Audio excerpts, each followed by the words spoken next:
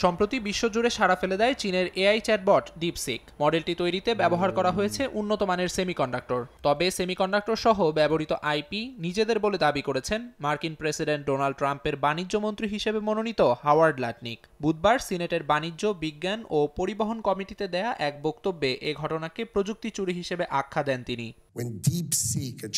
চীন অত্যন্ত স্বল্প খরচে শক্তিশালী এআই মডেল তৈরি করেছে, যার পেছনে মার্কিন প্রযুক্তির বড় অবদান রয়েছে। এটি কোনো সাধারণ ঘটনা নয়, বরং মার্কিন প্রযুক্তি চুরির মাধ্যমে এটি সম্ভব হয়েছে।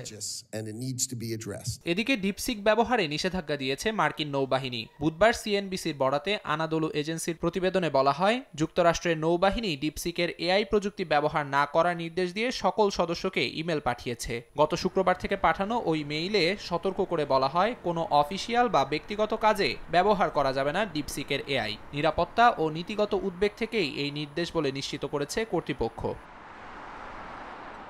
অন্যদিকে লক্ষাধিক ইতালীয় নাগরিকের ব্যক্তিগত তথ্য ঝুঁকির মুখে পড়তে পারে এমন আশঙ্কা থেকে চীনের এআই চ্যাটবট ডিপসিকের কাছে ব্যক্তিগত তথ্য ব্যবহারের বিষয়ে ব্যাখ্যা চেয়েছে দেশটির সংশ্লিষ্ট নিয়ন্ত্রক সংস্থা। মঙ্গলবার আনুষ্ঠানিক এক বিবৃতিতে ডিপসিক এআই এবং এর সহযোগী প্রতিষ্ঠানগুলোকে 20 দিনের মধ্যে তাদের ব্যক্তিগত তথ্য সংগ্রহের উৎস সম্পর্কে ব্যাখ্যা চেয়েছে ইতালির ডাটা সুরক্ষা কর্তৃপক্ষ। আমিরুল ইসলাম আলিফ, সময় সংবাদ।